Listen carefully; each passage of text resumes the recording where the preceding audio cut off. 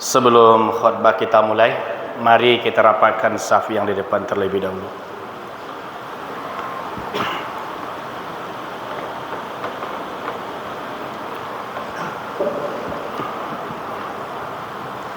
Assalamualaikum warahmatullahi wabarakatuh.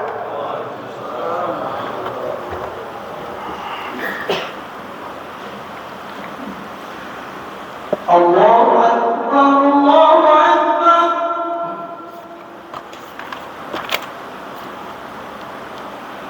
Allahu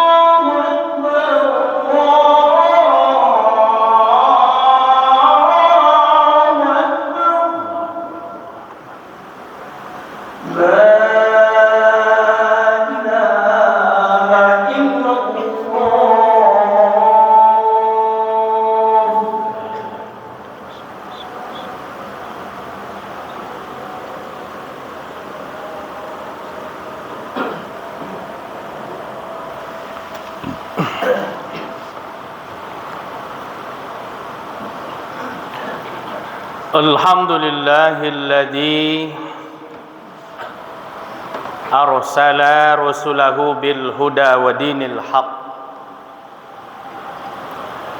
liyudhhirahu 'ala ad-dini kullih wa kafaa billahi shahida. Asyhadu an la ilaha illallah wahdahu la syarikalah wa asyhadu anna Muhammadan abduhu wa rasuluh la nabiyya ba'da amma ba'du. Allahumma fassalli wa sallim wa barik ala hadan nabiyyil karim wa ala ali wa ashabi ajma'in. Faya ibadallah, inni usikum wa iyaya bittaqwallahi faqad fazal muttaqun. Faqala Allah Ta'ala fi kitabihil karim, a'udzu billahi minasy syaithanir rajim. Bismillahirrahmanirrahim. Walladzina la yad'una ma'allahi ilahan akhar wa la yaqtuluna an-nafsa allati harramallahu illa bil haqq wa la yaznun wa man yaf'al dzalika yalqa athama yudha'af lahul 'adzabu yaumal qiyamah wa yakhlud fihi muhana illa man taba wa amana wa 'amila 'amalan shalihan fa ulaika yubaddilullahu sayyi'atihim hasanat wa kana Allahu ghafurur rahima. Sadaqallahul azim. Surah Al-Furqan ayat 68, 9 dan 70. Saudaraku kaum muslimin sidang ibadah Jumat rahimakumullah.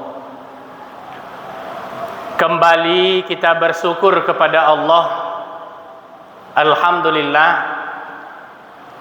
pada siang hari ini masih diberi kesempatan hadir sekaligus menambah kajian keislaman kita.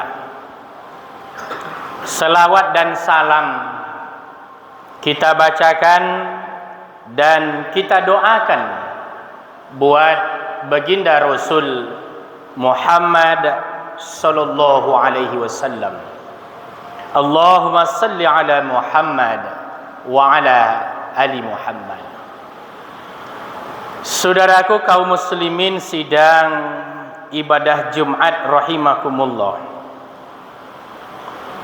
Mengisi waktu Jumat kita yang relatif pendek, pada kesempatan kali ini judul khutbah Jumat kita adalah kabar gembira yang menyedihkan.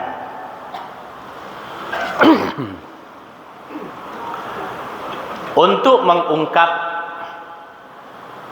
kata kabar gembira,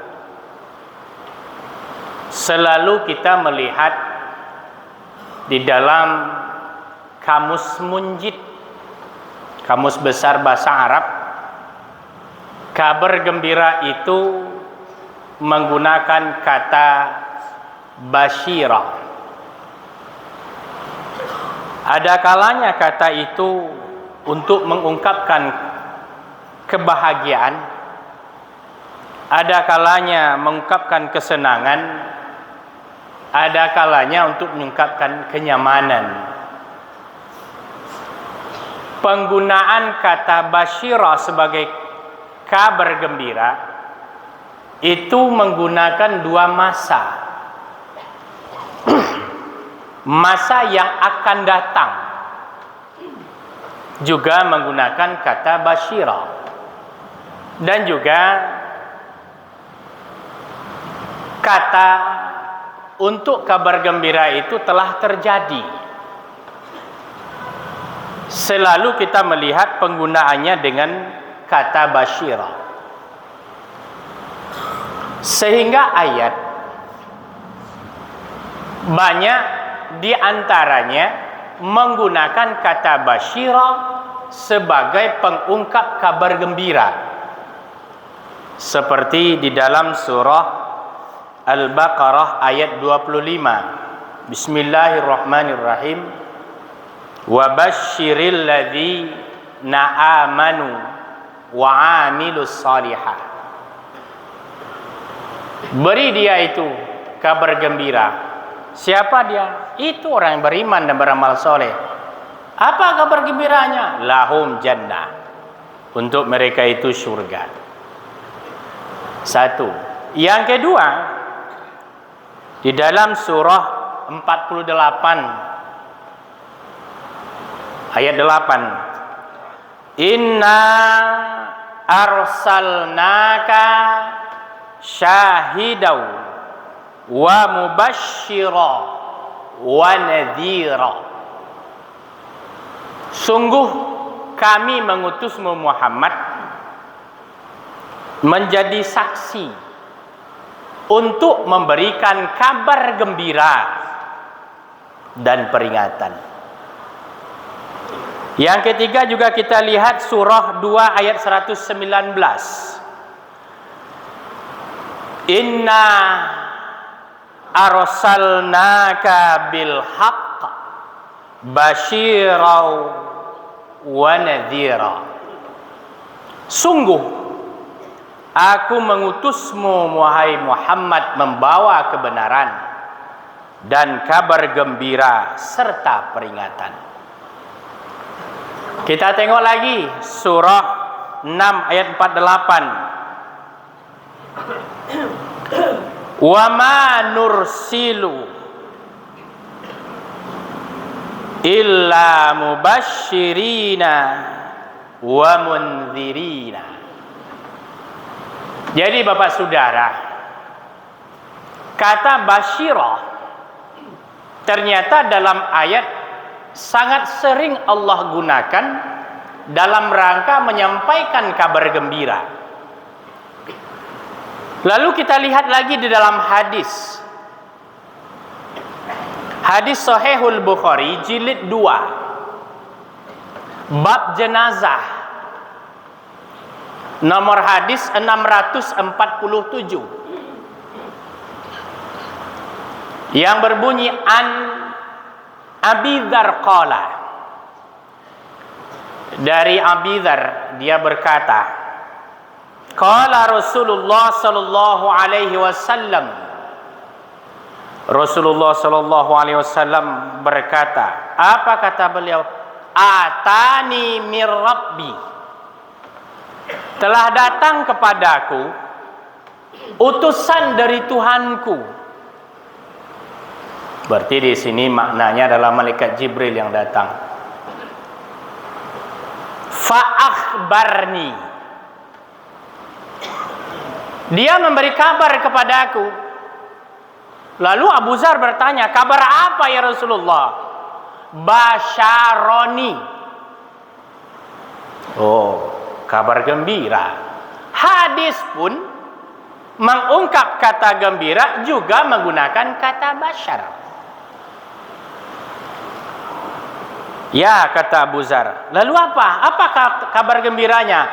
Man mata min ummati dakhalal jannah. Kabar gembiranya adalah siapa yang mati dari umatku dakhalal jannah, masuk surga. Ini kabar gembiranya. Abu Dzar tidak puas. Ditanya lagi, ya Rasulullah, waladhana, walaupun dia seorang pezina, iya kata Rasul. Wala syaraka, walaupun dia seorang pencuri kelas kakap, iya. Dakhalal jannah. Sehingga hadis ini kan gak banyak dipakai di kalangan para ulama, ustaz. Mengatakan man akhirul kalam, man akhirul haya, bi kalimati la ilaha illallah dakhalal jannah. Siapa yang di akhir hayatnya mampu baca kalimat la ilaha illallah, masuk surga. Ini ayat hadisnya baru separuh lagi belum dibaca. Nabi kan sudah bilang, seluruh umatmu Muhammad yang wafat, yang mati dakhalal jannah. Betul. Diprotes walaupun dia seorang pezina, betul. Seorang dia saraka pencuri kelas kakap, benar. dia akan masuk surga. Idza, selama la tusyrik billah, selama dia tidak mempersekutukan Allah. Syirik, jaminan sudah ada, tiket sudah punya, tapi ada syarat yang enggak cukup.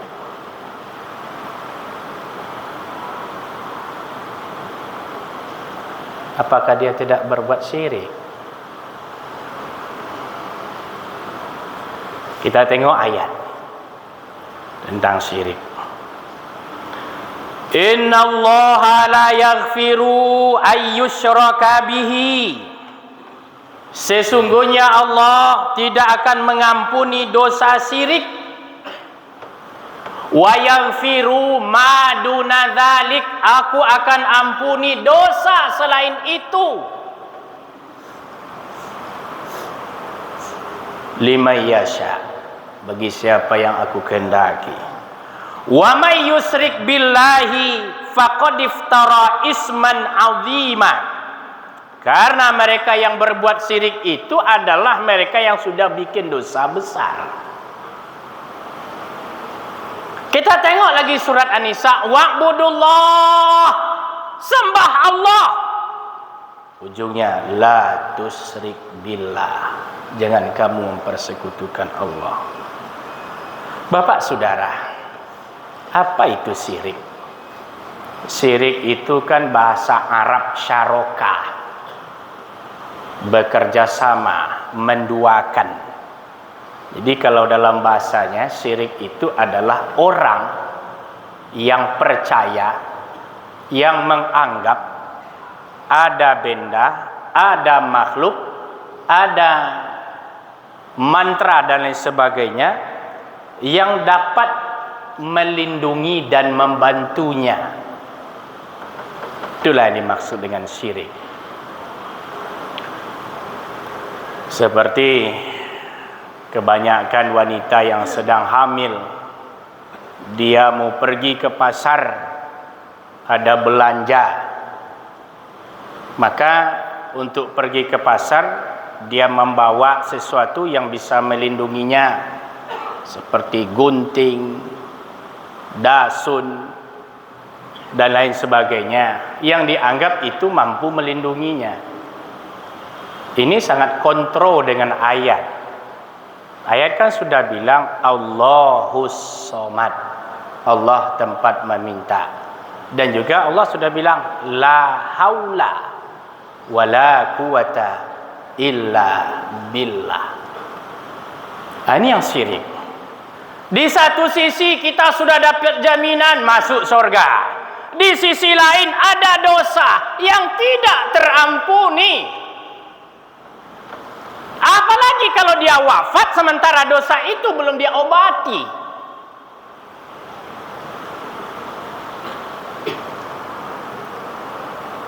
Maka syirik itu menurut hemat kami minimal yang paling sering itu ada 3 jenis. Pertama adalah syirik budaya. Syirik turun-temurun yang diwariskan tanpa ilmu. Seorang nenek dapat dari ibunya, seorang ibu dapat dari emaknya. Ketika dia melahirkan anak, disuruh untuk melindungi, dikasih jimat. Walaupun dia sendiri tidak tahu fungsinya hari itu. Tapi ini sudah budaya. Yang kedua, syirik asmara. Cintanya ditolak, dukunnya yang bertindak. Apapun cara dia lakukan agar keinginannya tercapai. Yang ketiga itu saya melihat syirik itu adalah syirik usaha, agar bisa laku, laris, majur dan segala macamnya. Dipakai, digunakan, diminta, disiram, dimantrain, semuanya dilakukan agar keinginannya tercapai. Bapak saudara sekalian, Ayat ini tidak turun kemarin sore, sudah turun lama. Tetapi perbuatan ini sudah terlaksana sekitar 5, 15, 10 tahun yang lalu. Syirik itu kita lakukan. Kalaupun ada hari ini, mari untuk berhenti melaksanakannya. Kenapa? Kita sudah mencari beberapa ayat yang ada jaminannya bahwa semua dosa itu diampuni. Kita cari seluruh hadis, banyak kitab yang kita baca, ada enggak ayat hadis yang bisa mengampuni dosa syirik? Rata-rata yang ketemu apa? Pendapat para ulama. Kenapa para ulama berpendapat? Melalui tafsirnya. Pertama, para ulama mengatakan Tuhan itu Maha Pengampun. Bilang la tai'asu mir ruhillah. Jangan kamu berputus asa dari rahmat Allah. Sekalipun sebesar apapun dosamu, mintalah taubat kepada Allah. Diambil dari pendapat satu. Pendapat kedua, kita melihat bahwa di dalam surah Al-Furqan yang kita bacakan tadi, orang itu ketika hidupnya ma'allahi ilahan akhar, ketika hidupnya dia mempersekutukan Allah dengan yang lainnya. Yang kedua, wayaqtulu nafsa, dia membunuh sesuatu yang dilarang oleh Allah. Yang ketiga, wala yaznun, dia itu adalah pelaku zina. Tapi di ayat yang 68, yudha'af lahumul adzabu yaumal qiyamah wa yaqlud, mereka itu nanti akan dilipat gandakan azab untuknya. Kenapa? Mungkin dia tidak bertaubat. Pada ayat 70 Allah katakan, wa man taba wa amila amalan salihah fa innahu yatubu ilallahi mata. Kalau dia itu bertaubat lalu membuat amal soleh, maka sesungguhnya taubatnya diterima. Dan Allah yubaddilullahu sayyiatihim hasana, Allah ganti dosanya tadi, kejahatannya itu dengan kebaikan. Maknanya apa? Kita masuk kepada pendapat yang ketiga, pendapat penurut para ulama. Mudah-mudahan dosa syirik itu diampuni. Saudaraku kaum muslimin sidang ibadah Jumat rahimakumullah. Kesimpulan khutbah kita, pertama, berdasarkan hadis Sahihul Bukhari jilid 2 nomor 647, seluruh umat Muhammad dijamin masuk surga kalau dia telah wafat. Yang kedua, akan terganggu masuk surganya ketika dia berbuat syirik kepada Allah. Yang ketiga, mudah-mudahan dengan kalimat la'alla, mengacu pendapat para ulama, mudah-mudahan syirik itu bisa selesai dengan taubatan nasuha. Fa'tabiru ya ulil absar la'allakum turhamun.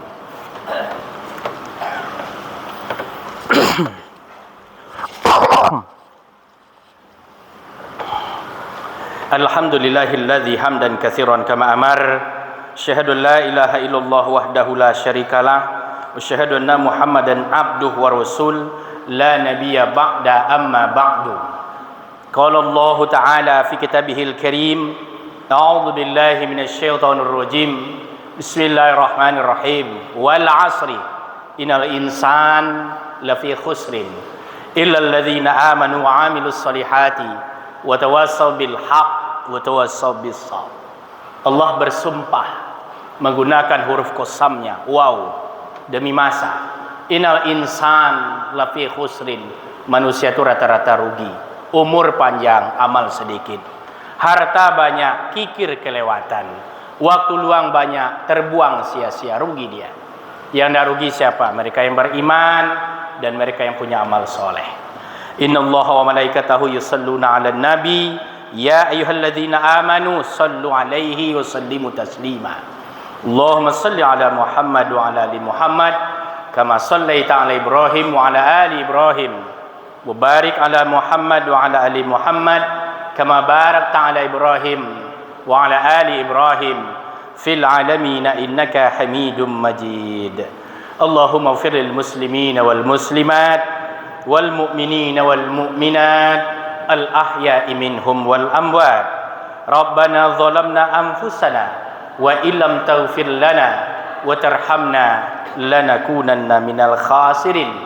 Allahumma ighfir lana dhunubana wa liwalidayna warhamhuma kama rabbayana shighara. Ya Allah ya Qawi, Tuhan yang maha mengetahui segala kelemahan dan kekurangan kami, berilah kami kekuatan untuk menutupi segala kelemahan dan kekurangan kami. Ya Ghafur, Tuhan yang maha pengampun, Engkau maha tahu dosa-dosa kami, yang kecil yang besar, yang tersembunyi maupun yang dilihat orang, yang kami sengaja melakukannya atau karena kebodohan kami. Ya Rabb, ampunilah segala dosa-dosa kami.